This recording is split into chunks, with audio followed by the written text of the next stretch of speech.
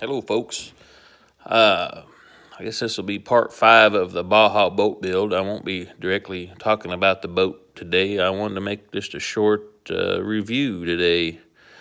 I'm in the middle of porting my second cylinder head out and gasket matching, more than porting, and cleaning up the heads. And I wanted to talk about what I'm using as far as tools to do this job. And I'm going to have a disclaimer here. I am not a professional head porter. I've only done a couple of sets of heads, and they're my heads. Or I did one set for a friend of mine. But basically, what I do is I just gasket match them. I clean them up as far as I can reach about with my finger. That's about as far as I go with any of this. It's as far as I feel safe. And I do a little bit of bowl work, cleaning up flash and such down in the bowls. These are the bowls. This is the chamber. And I do some cleanup around the spark plug holes. I wanted to get some long reach bits in an attempt to be able to reach farther down in these runners. I looked around on the internet. I always go to eBay first, and you know, you look at the higher end of the spectrum, close to $200 to $300, you can get a nice set of American-made bits. I'm assuming they're okay, they're good. I don't know. I don't have that kind of money, especially for, I'm not doing this for business. This is just my own set. So I opted for a cheaper set. And this is actually not the cheapest set on eBay.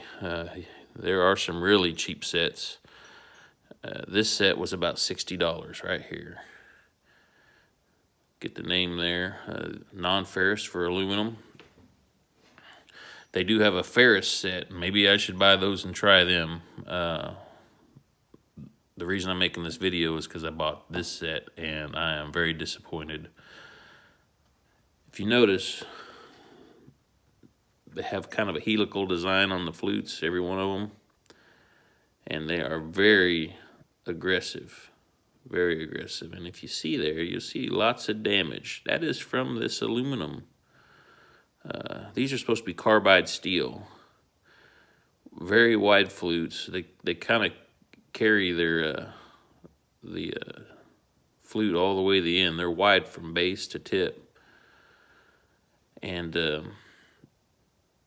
I'll just tell you, these things are impossible to use. I don't know how anybody would ever use these and do an accurate job and keep control of it.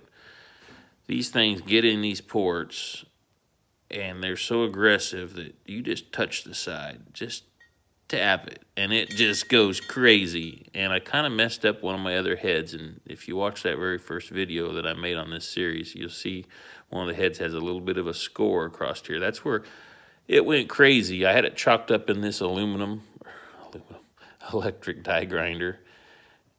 I cannot vary the speed in this one and on this die grinder. So when it gets to going crazy, all I can do is try to pull it out as fast as I can to not cause any more damage. And when I did, it slipped and kind of went like that. Did not make it to this outer edge. It's just a little bit of a gouge in it that I'm going to have to, I don't know, put some RTV in there before I put the gasket down or something, just kind of fill in that void, seal it up. Anyway, these bits are impossible to use, and I've damaged 2 of them. One of these shafts I actually believe is kind of bent, kind of wobbles, but you can see, if you look at these teeth, you'll see pieces missing out of them. There's a big chunk. I know it's having trouble focusing, but anyway, they make a ferrous set for steel, supposedly, that has a bidirectional kind of a crosshatch pattern. They're supposed to be for steel. Maybe I should buy a set of those and try them on aluminum. Maybe they'd work better. So, needless to say, this set is a fail. Maybe if it was mounted on a machine, a mill of some sort that would accept this style of bit, where it's solidly locked into a machine, and the piece you're working on is solidly locked down, maybe then there's enough control on this to where it could do the job. But by hand, it's impossible. Impossible. These do come with a warranty. I threw it away. and I'm going to throw these bits away.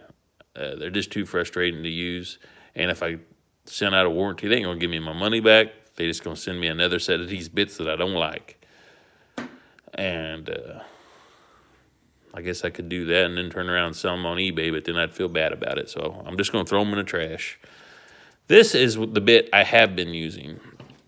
You can see is a short bit, and I've had this bit for a long time. And you can see that it's got straight flutes instead of helical. And they do widen out here at the bottom, but they taper and get really tight towards the tip. Maybe that's why I can control this bit. Not for sure. I don't know the science of it. But this bit is a world easier to control. And when some people may see this video and say, well, you're using this electric die grinder. This is designed for head porting. It is a cheap one. It's Chicago Electric. I bought it from Harbor Freight years ago. But this thing has been rock solid for me. But I also have an air die grinder here. And this is a good USA made, .co brand, made in Hicksville, Ohio. Quality piece. You can modulate the airflow with the handle, and I also got a valve for air intake control. Good piece there. Tried that too. It doesn't make these any easier. Using both of them, that works good for some instances. I tend to like this for hogging out these ports. I have better control. I can get a hold of the end of it. I have better stability. I get both hands on this, and it is just more stable for me. Got better leverage on the machine. Anyway, that's what I'm using, and I can only get in so far with it. About the length of my finger here is about as far as I can get in with it.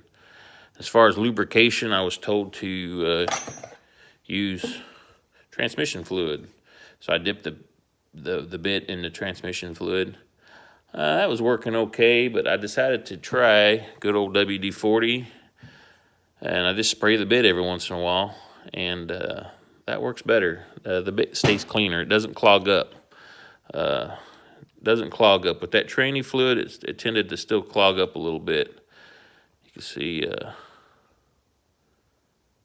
it's having trouble focusing with all this shiny stuff. There you go. It's got a little bit in it, but that's not bad.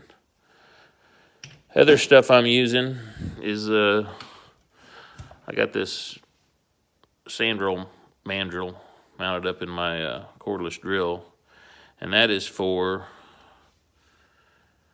these sand rolls. I got coarse and a medium, and I use them after I use the burr, just to smooth it up just a little bit. And that's as far as I go with the intake side. I leave them kind of rough.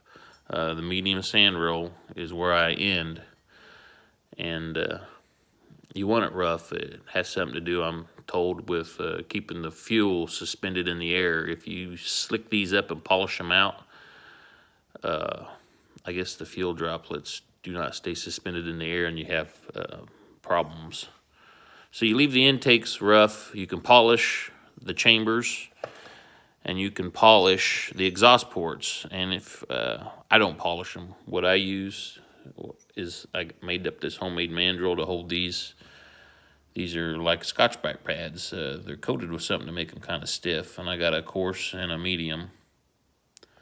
And these are what I use to kind of half-ass polish them up. That's as far as I go on the exhaust side, is just to hit them with this. And then I got this deal here. This is just a stone. And what I use this for is, for example, turn this head over here.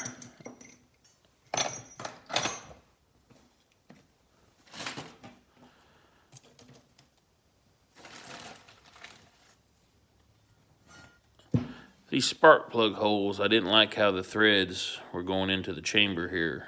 It was actually threaded all the way out to here. And I didn't like that because the sharp edges can hold heat, make little hot spots, and cause pre-ignition or detonation. So I take my burr and grind out these threads.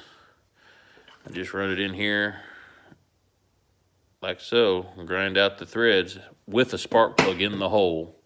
I don't want to make a mistake and get down there and tear up the threads I'm actually needing to use. But anyway, after I get the threads kind of knocked out, then I go in there with this bit and smooth up and round out, and I go all the way around this hole with this bit in a drill going a slower speed and just smooth this out.